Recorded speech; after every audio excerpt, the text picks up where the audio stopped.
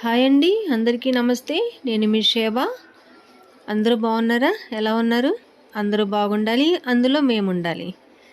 Okay అండి, ఈరోజు వీడియోలో ఎప్పుడు చేసే కేకులా కాకుండా కొత్త రకం అనమాట. బియ్యంతో చేసుకోండి, చాలా టేస్టీగా కూడా ఉంటుంది. ఇది కూడా ఒకసారి ట్రై చేయండి. కొత్తగా మా ఛానల్ చూసేవారైతే సబ్స్క్రైబ్ చేయండి. వీడియో నచ్చితే కనుక ఒక లైక్ ఇవ్వండి. చూడండి ఎలా ఉందో. కొబ్బరి ముక్కలు, జీడిపప్పులు, కిస్మిస్లు అవన్నీ తింటే చాలా బాగుంటుంది అన్నమాట. ఇలా ట్రై చేయండి. ఇది ఎలా చేయాలో కూడా చూద్దాము. దానికోసం నేను చిన్న కప్పుడు బియ్యం అండి, ఈ కప్పుతో బియ్యం నానబెట్టాను. 2 సార్లు కడిగేసి ఒక 2 గంటల పాటు నానబెట్టుకుంటే సరిపోయిద్ది అనమాట. ఈ నీళ్ళన్నీ వంచేసుకుని ఆ బియ్యం అన్నీ కూడా జార్లో వేసుకుందాం. మనం ఎప్పుడు గోధుమ పిండితో అలా చేసుకుంటూ ఉంటాం కేకులు, ఇలా కూడా చేసుకోవచ్చు. అదే గిన్నెతో అరకప్పు బొంబాయి రవ్వ, మంచి వాసన కోసం 3 యాలకులు వేసి పక్కన పెట్టుకుందాం. దానిలో తీపి కోసం అండి స్టవ్ వెలిగించి గిన్నె పెట్టాను. దానిలోకి అదే కప్పుతో బెల్లం, 1 కప్పు నీళ్ళు అనమాట పోసుకుని ఈ బెల్లం కరిగితే సరిపోయిద్ది. పాకమేం అక్కర్లేదు. కప్పు బెల్లం, కప్పు నీళ్ళు. ఆ బెల్లం నీళ్ళు కూడా ఈ జార్లో పోసేసుకుందాము. మనం ఇంకా నీళ్ళేం పోయాం దీంట్లో, సరిపోయిద్ది. చక్కగా ఇది వీళ్ళంత మెత్తగా గ్రైండ్ చేసుకుందాం. చూడండి ఇలాగనమాట. ఈ జారుడు సరిపోయిద్ది. మీ దగ్గర కేక్ టిన్ ఉంటే వాడుకోవచ్చు. నా దగ్గర అది లేదు. చిన్న కుక్కర్ ఉంది కదా, అది పెడుతున్నాను. దానికి కొంచెం నెయ్యి రాసాను అనమాట. దానిలోకి మిక్సీ వేసుకున్నదంతా కూడా వేసేసుకుందాం. దీనికి కొంచెం వంట సోడా, పొంగాలి కదా, పొంగడానికి వంట సోడా వేయండి. బేకింగ్ పౌడర్ అక్కర్లేదు. 2 చిటికలు వంట సోడా వేసుకుంటే గుల్లగా వచ్చింది అనమాట. చూడండి, ఒక గుడ్డును మనం గుడ్డు దానిలో వేయకుండా విడిగా వేస్తాము. ఇది కొత్తగా ఎలా చేయండి, హెల్దీ కూడా. ఒక గుడ్డు అయితే సరిపోయిద్ది. గుడ్డు మిశ్రమం అంతా కూడా దానిపైన అలా పోసేసుకుందాం. ఇది ఇంకా అడుగుకి వెళ్ళదండి, ఇది పైన ఉంటుంది.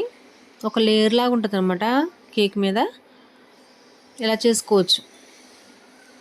దీనిలోకి పచ్చి కొబ్బరి ముక్కలు ఇలా సన్నగా కట్ చేసాను చూడండి, పొడవుగా. మీ దగ్గర ఏ నట్స్ ఉన్నా వేసుకోవచ్చు. చూడడానికి అందంగా ఉంటుంది అన్నమాట, డెకరేషన్ లాగా చాలా బాగుంటుంది. దీని మీద జీడిపప్పులు, నేను 10 జీడిపప్పులు మాత్రమే తీసుకున్నాను. కొంచెం వేసాను కదా అందుకని.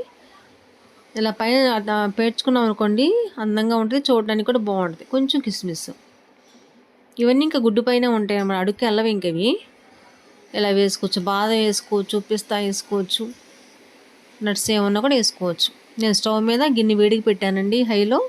ఒక 5 నిమిషాలు వేడి చేసుకున్నాం అనుకోండి, గిన్నె హీట్ అయిపోయింది కదా, త్వరగా అయిపోయింది మనం చేసేది. దానిలో ఒక చిన్న స్టాండ్ పెట్టాను. మనం వేసుకునే కుక్కర్ మిశ్రమం ఉంది కదా, అది పెట్టేసేసి ఒక 20 నిమిషాల పాటు మంట మీడియంలో పెట్టుకుని చక్కగా 20 నిమిషాల పాటు వేపుకొని సరిపోయిద్ది. మంచి వాసన వస్తుందండి, అదే గుర్తు వేగినట్టు. చూడండి, 20 నిమిషాల తర్వాత టూత్ పిక్ కానీ చాక్ కానీ గుచ్చితే ఇలాగా అంటుకోకుండా రావాలి. అది పచ్చి ఉందనుకోండి, ఆ పిండి చాక్ అంటుకుపోయిద్ది అన్నమాట, తెల్లగా.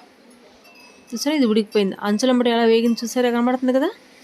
చల్లరినాక చక్కగా చాకుని పెట్టి కొంచెం అంచులు కొంచెం లూజ్ చేసుకున్నాం అనుకోండి, త్వరగా వచ్చేస్తుంది.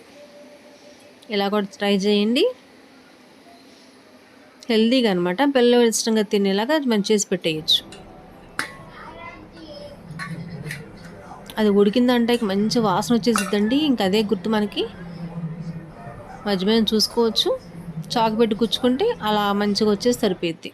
చూడండి ఎలా అయిపోయిందో, బాగుంది కదా. చిన్న గిన్నె బియ్యంతో చక్కగా కేక్ రెడీ అయిపోయింది.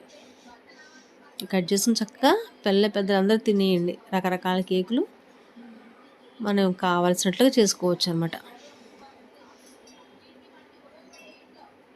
సరే ఎలా వచ్చిందో, చక్కగా ఉడికిపోయింది. ఇలా చేసేసుకోండి, పిల్లలు పెట్టేయండి, హెల్తీగా ఉంటారు.